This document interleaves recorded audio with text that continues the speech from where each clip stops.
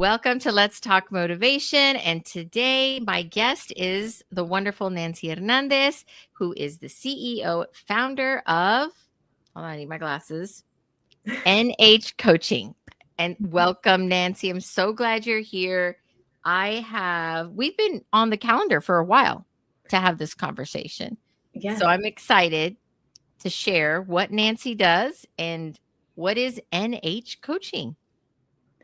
Yeah. Well, thank you so much for having me. I am loving all the interviews and all of the motivation. I think it's so needed in this world right now. NH Coaching is Nancy Hernandez Coaching, and I am the founder and the CEO, and I am on a mission to help event planners in connecting and being able to do what they love without burning out, and creating like this cultural shift from thinking that burnout is part of the job to sustainability.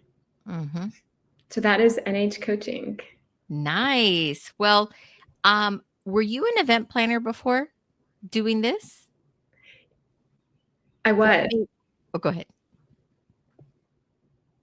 Oh, I think there was a delay. Uh-huh. Why So does my- yes, to answer your question, I was an event planner. I ran an event planning company for 10 years. And so the mission that I have for NH Coaching is truly one from lived experience. And, I coach event planners who are incredible at their job, but they are definitely carrying the weight of what they do without really having enough care for themselves. And so I know that deeply after running my event planning company for 10 years. Nice. And was that here in San Antonio? It was, in the surrounding areas. Nice. And it was your own business, or did you work for somebody else? No, it was my own business. Started off as, small me doing it, and then started building a team. We did events all across San Antonio and the Hill Country. Wow, that is amazing. I didn't know that. I knew you were an event planner, but I didn't know it was your own business. So you built that from the ground up, right? Yes, from the ground up. Decided, before that, I was an LPC and hit some, became engaged and really fell in love with event planning. I loved all about it. It was problem solving, creativity, design, being around people, which I love so much. So I told my husband, we didn't have kids, that I was going to, go into event planning. Nice. So what inspired you to go from event planning to now coaching? Yeah, absolutely. So I coach event planners who, after I ran my business, my behind the scenes was not so good. I helped event planners. I planned events, executed them. And, in that space, we are the ones that everyone looked to for any events. So carrying the pressure and the demands. You are in a role of serving others. And so if you can only imagine doing that for 10 years, my behind the scenes was running on fumes, going from an event to an event. You're trying to, anyone starting a business, you're trying to build it and scale it and all of that stuff. So my behind the scenes definitely was running on fumes, which then led me to burnout. And I had a fork in the road. It was either I continued on the same path, or I had to really choose my health. And so I decided to close it. So I closed it and then started reflecting. What happened? Oh, what did I do wrong? I went to school for counseling. I have a license in counseling. Like, how did I not know how to take care of myself? But when you run a business, your goals are about building that business and really creating systems for that business, that sometimes we forget to build a system for our whole self. And so I've just been realizing that there aren't a lot of resources for event planners to really help them identify you can have a great business, because the event planners that I coach are all high achieving. Right. And so there weren't a lot of resources to help them with their whole self. You You know, know, I don't think I've ever met an event planner that is not high achieving and a perfectionist. And I think that's that industry, right? yeah, absolutely. And I think it's also this serving mentality where we have Mm, to serve others, we serve our clients. We have to be the one that's calm during the event when things come up and hiccups and be there for our clients, that it kind of bleeds into our personal life of, kind of putting yourself unintentionally kind of on the back burner because you're wanting to serve. And it's not that they're doing anything wrong or that I was doing anything wrong. It just, you got into this rhythm, this pace of sprinting constantly, that yeah. really sitting back and taking care of yourself. We can go get a manicure, but our Mhm. brain is still running, right? And so it's really being able to connect how to care for yourself in those moments. That is nice, and I like to watch, your Instagrams because 'cause they're very calming to me because you do a lot of those reminders, and I'm that person that will do everything else, and then I'll sit down and be like, "Oh, I wish I had gone on a walk," or, "I wish I had taken a moment for myself." So when I watch your Instagrams, I'm like, "Okay, Nancy's already reminding me I need to do something to calm and go do something for me." And also Christine also does that as well. She does those reminders to do a little self-care. Yeah, and I think it's really this lived experience. And I think when we are on the go, we're very goal driven and all of Yeah. that you forget to do that. But it's not only just like going to get a manicure, going to get a massage. It's really truly about the neuroscience behind it. Mhm. Um, a lot of event planners are in this reactive mode. So that part of their brain is on this constant cycle. And so when they don't have any time to pause and reflect, then the other area of their brain that helps with logic and decision making and really being able to rest is not there. So it's really about coaching event planners to have this internal groundedness about them, because life's going to happen, things are going to unexpectedly come up. So Mhm. I'm not saying you are never going to have those moments because you have a routine in your life. It's being able to understand what you need internally in order to keep those functions of your brain really activated to work well, so that you can become, this amazing event planner and continue to have a thriving business. Yeah, that is true. And I think you already answered this question, but I think the second part is probably where we can get some more out. We can understand a little bit more. When you hit a low point, right? Mhm. Where and you kind of told us about that in your event planning business. What mindset or practice helped you move forward? And I know you had said you were LPC licensed, but you had to do some reflection. So Mhm. where did you what what piece helped get you there? It was actually closing the business. That was the hardest, but yet most clarifying part in my life, because in that moment you're building this pace. Yeah. And a lot of us, I can probably raise your hand, that how do you stop the pace? It's already going, right? Mhm. And so when we have been running on this cycle, it's hard to pause and have that reflective moment. Yeah. So I had to learn kind of the hard way and kind of unbury myself to feel like, what did I need in that moment? Mm. So that's what I do now, is I'm able to support these event planners and providing them tools that they can utilize. I mean, I have so many times, Serena, so many event planners, what they tell me is sitting still is so uncomfortable. Yes. And being able to go on vacation is hard. It's exciting for them, but it takes them most of their vacation to unwind and really recharge. And then they're coming back already to a full schedule of events and, life again. So they kind of get into that cycle. So it's really learning Yeah. how to do it on the daily.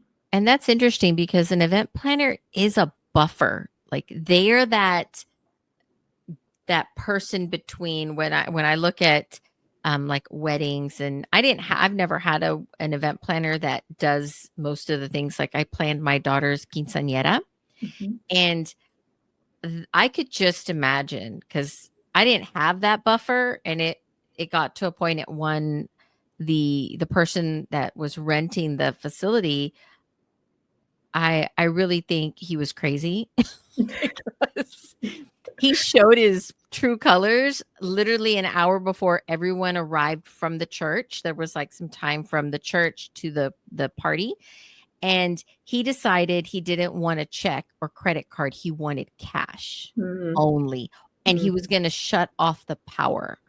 I mean, that was I mean, yeah, he was certifiable crazy. I was like, I started crying. I was about to have a freaking panic attack, and my husband was in the middle. He's like, "Okay, we got this. We'll figure this out." And luckily, my mother just happened to have some cash on hand.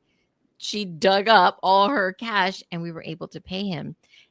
But I was like, I couldn't even imagine if I was an event planner and this is going on, and you have to have that face, or like everything's under control. Everything's under control. Yeah. Isn't that crazy? That's a terrible experience that you had. Yeah. Definitely, hopefully not for everybody, but event planners are the ones that can walk into a room and find 3 things that need to be fixed, fix it without anyone even knowing. They just have this ability to do that.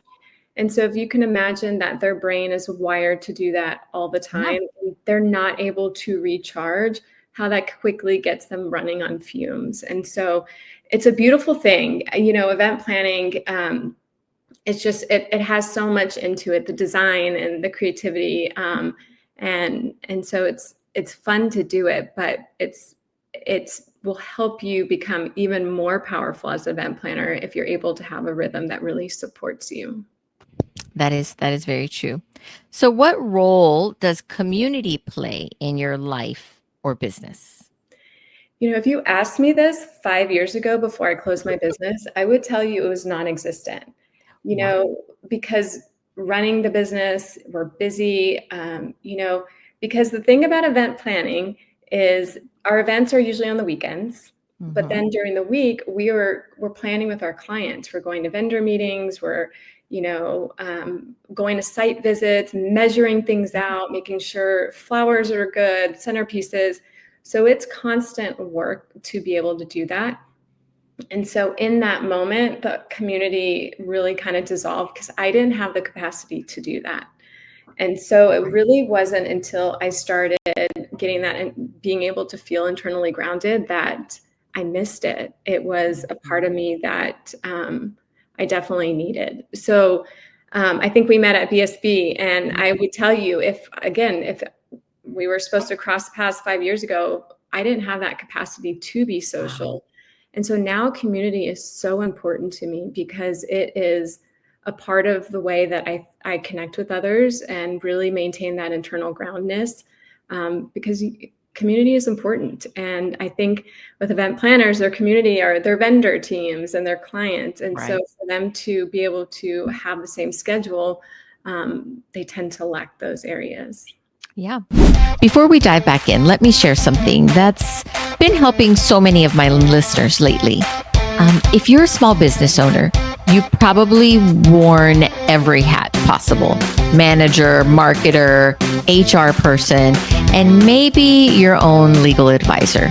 I'm Serena Miranda, and I help entrepreneurs like you protect what you've built, whether it's a commercial auto, general liability, or access to a trusted law firm.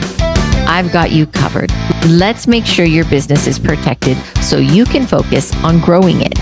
Visit networthlife.com or message me on any social media at serenamiranda.networth. So who is poured into you, and how has that shaped you, how you show up for others and yourself, right?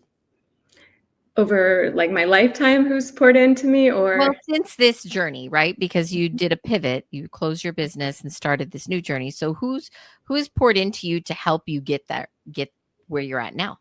Yeah, I would definitely say family. My husband and my family have been there to support me.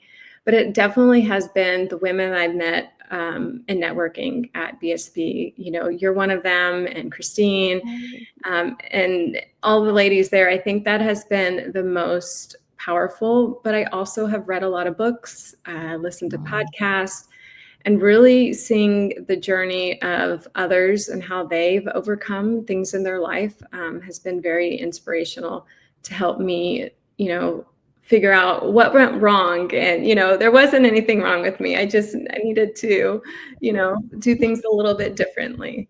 Yeah. Yeah. So if you could tell your younger self Mhm. and give some advice to her, what would you tell her? That it's okay to take care of yourself, that it's Mm. so important that it's not selfish, that putting yourself means that you can show up for others in such a better capacity.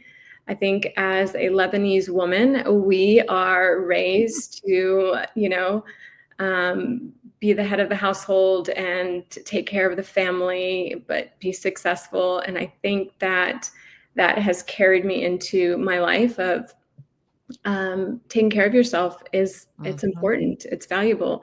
You know, showing my daughters and having that legacy of it's okay to work hard, but it's also okay to rest hard as well, and being able to find a good rhythm and balance that's for you. But yeah, I think I would definitely tell my younger self that rest and taking care of yourself is not selfish. It's not selfish. Yeah, and we I think culturally there's a lot of different cultures that have that that's what we teach our daughters, because my Mhm. mother comes from Mexico and my mom was very selfless. If she needed to do something, my dad needed something, she was there. If we needed something, she's still like that. And I have to tell her, take a nap, rest, relax. We're going to be good. Even I know she went on vacation this past weekend, and with my sister's mother-in-law, they went with her daughter to an event in Austin, and she was, I miss y'all. What are y'all doing? And I was like, hey, we're okay. We're just chilling. You have fun. Go listen to music. Go enjoy your time. We'll see you on Monday when you come back. But it was hard for her. I can still see it. Even she's about to be 80, and she's such a giver of herself and doesn't do a whole lot just for herself. Mhm. And I try to teach that to my daughter. I'm like, we can give of ourselves, but we also need to take care of ourselves. And it's real important. I totally agree. And especially in industries that are so high intense, like event planning. Yeah, absolutely. There were so many times taking a break felt I feel guilty in doing that, you know, and it just seems saying it out loud now, it's like, what do you mean it's guilty? Like, you need to rest. And Yes. so like telling my husband I'm going to go in the room and lay down for, you know, 15 minutes, I'm okay with it now. Whereas before I would keep pushing and pushing through and pushing through Yes. until my body was like, okay, you're sick now. Like you have no other choice but to lay down. Right. I think I had done another podcast and I talked about that. It's like you literally have to tell, like, I have to tell myself, okay, is this where I need to push myself or do I need to pause myself? Because if I don't take a breath and ask myself that, is this a push or a pause? I won't do it because I'm constantly like, let's just go until we crash out. You fall on the couch. But Yeah. now, since I've turned 50, I take more time and I'm like, okay, Serena, are we pausing right now or are we pushing through? Because I think that's real important. Yeah, and do you see a difference when you're able to do that? Do I do. I see a huge difference in how much more I'm able to give of myself. Mhm, And even with my kids, because my until I was my youngest just graduated high school. So now they're all mini, I call them mini adults. And they still look for me and they're like, where are you at? And I'm like, I always joke with them. It's like, I'm in Vegas. Where do you think I'm at? And they're like, really? They track me now, which I think is interesting. Before I was constantly trying to troll my kids. And now they are always like, Mom, I see you're at the wine bar. Who are you with? And I'm like, so now I tell them, look, mom's going to be busy. I'm not going to be available all day. I'm going to a conference. I'm going to be here. And now they're like, okay. Before they'd be like texting me, Mom, what do I do here? And where do I go there? For that constant, mom, I guess, mom hook that they needed. Now they know, oh, mom's busy. Mom's working. Mom's at her networking events. So boundaries was also a big deal. And my husband too, he's super supportive, but I had to be like, look, I'm only working on my insurance business today. I told you we have a real estate business, and I tell everybody I fired myself from that business, but like today, sometimes I get pulled back in, not by choice. And I tell them, I am not doing this right now. You're going to have to figure it out.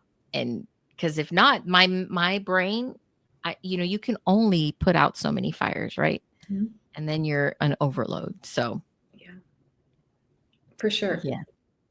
So let me ask you, they call these the rapid fire questions. Okay. One quote or mantra that keeps you going. Oh, goodness. One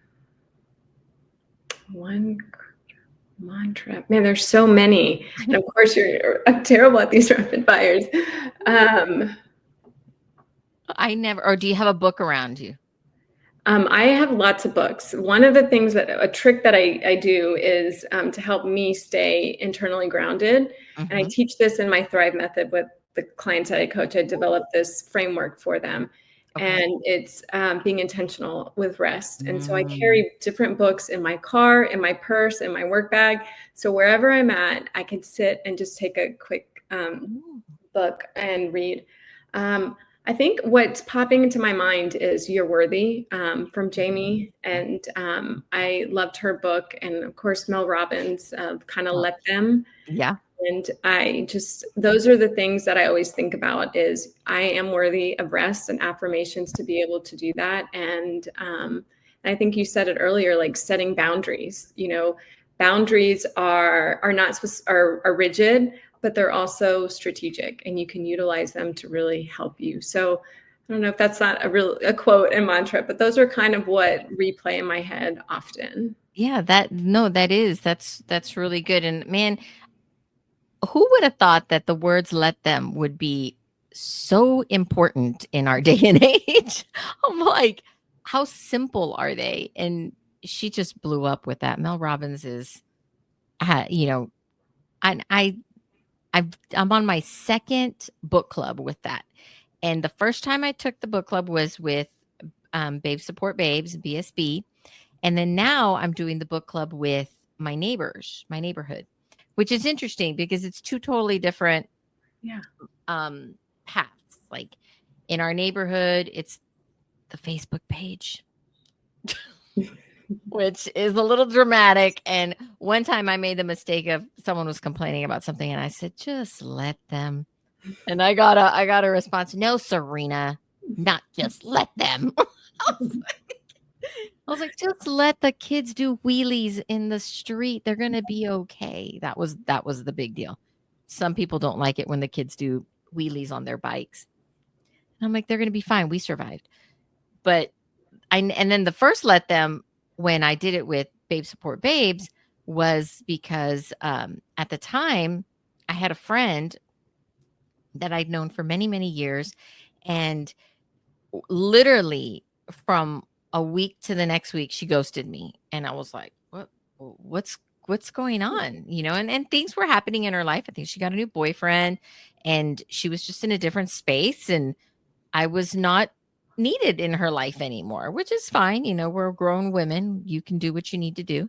But I thought it was really weird because when I read the book the first time, that's where I was in my life, right? Mm-hmm. Trying to process that. And it helped me tremendously. And then here in the neighborhood with my neighbors on the drama of the Facebook. So I'm interested to see the third time I read it, what's going to be going on in my life. Hopefully good. Hopefully good. But it does help. It's like a good perspective, though, the let them theory. I think it's a good perspective. And my husband was listening to the audiobook because I have it on audio. And he's like, what's this let them? And I said, oh, it's a book I'm reading. It's a book club that I'm doing the first time. And he was listening to it. He goes, it's got a lot of good stuff, but man, it's girly.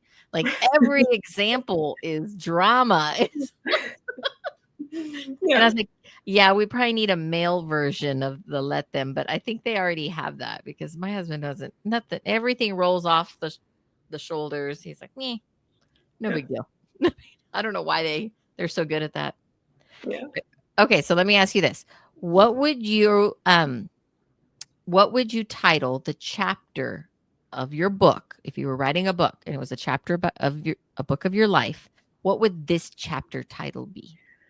Ooh, these are some good questions, Serena. I was not expecting these. Let's see. What would the chapter be? Redefining. Okay. Yeah. Okay. I think it's really redefining and kind of that cultural shift of how you don't have to, it's burnout is not a part of any job, whatever industry you're at, especially if you're an entrepreneur, it's you can have sustainability. So redefining kind of the way you do things and the way I do things. And what I used to think was okay, like rest, you made you feel guilty. I think it's just redefining that. And I think it's creating this legacy for my daughters that, the way I did things before isn't the right way, and really just redefining that. So I think that's what this chapter is. Nice. Okay, there you go. You got one chapter of your new book that you There need to you write. go. Oh, So goodness. tell me what you're working on right now. I think you had mentioned your Thrive Mhm. and tell us what do event planners have to look forward to from you? Yeah.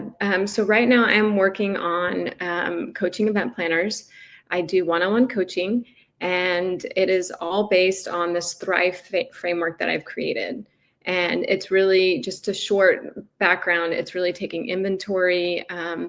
I like to work with event planners, figuring out what their planning style is, and really create a personalized experience for them, because the way that I feel internally grounded may not be how you feel internally grounded, and just kind of what their natural rhythm is. I also offer a 90-minute intensive, which is, you know, you event planners are very busy. And so maybe one-on-one coaching, they can't allot for that, but they're really needing some help and guidance to creating a rhythm right before they go into busy season. And so in the Thrive, we do take inventory. Then I work on how to do boundaries. Boundaries a big thing in the event industry because we have clients calling all hours of the night sometimes, and vendor boundaries. Maybe you're growing and scaling a team, and now you have HR issues, and setting boundaries with your clients, and really redefining kind of your values and how you do that. So it's a really intentional way to do that so that they're not sprinting, and they're able to recharge and really recharge so that their brain is able to strengthen those areas that need to be strengthened. And so what my coaching is based on, the Thrive method, is really about practical, simple, but they're backed by neuroscience. So it's really marrying my lived experience. My coaching is really about my lived experience and, the neuroscience behind how our brain works and how recharging really works for us and how to get to that internally grounded state. I can't hear you. Never There mind. you Okay. I I think that is so important, and the niche that you're in, I think is extremely needed. Now, let me ask you, do you do this coaching virtually as well, or are you just local? Oh, no, virtually. Most of my Oh, clients are not in the area and they're outside. So we do coaching through Zoom. And the really great thing about coaching is in between sessions, I don't want them to feel like they can't reach out. So I am available on Marco Polo. And what's really valuable about that is what they're doing is you need to practice it. It's being able to sit in that stillness. And, I had one client, she told me, don't make me sit and be quiet and journal. Like, don't make me do that. And now she journals like over the time. And so the Marco Polo is really about creating accountability And if they're heading to a venue and or they're processing an event that happened or a boundary situation, we process it during those Marco Polos. So they always have this continuous support during our 8-week sessions together. That is really cool. And I definitely want to make sure we share your social media. So where can people find you? Sure. I am on Instagram, and that's Nancy Hernandez Coach. And then I'm on LinkedIn and Facebook, but mostly Instagram. My neighbor decided to have his yard cut. Can you hear that? No, I can't. Oh no, it's my neighbor. It's not my neighbor, it's me. The guy's in my backyard. Oh, I can't hear it. okay, It's definitely a Monday, right? It is. It is a Monday. Yeah. But we can always clip this up. We can always clip it. That's the nice thing about editing. Yeah. So, and the other place they can find me, I forgot, is my website, nhcoaching.co. nhcoaching.co. Perfect. And we'll make sure we put all that in the description so people can find you and click on your link. And I am so thankful for you visiting with us and sharing everything you do, because there's always a listener out there that is specifically for you and for your business. And I really believe sharing our message as women, business owners, is extremely important. And I really am thankful for you joining me today. Absolutely. Thank you so much. And so excited to hear more of all of your interviews. Oh, I know. Yeah. Check our podcast out. We are on Spotify and now we're on Apple Podcast. So excited. Very excited. And then of course we stream live on YouTube, Facebook, and LinkedIn. So I'm excited. I really appreciate you. Thank you so much for being here, and you have a great day. Same to you. Thank you.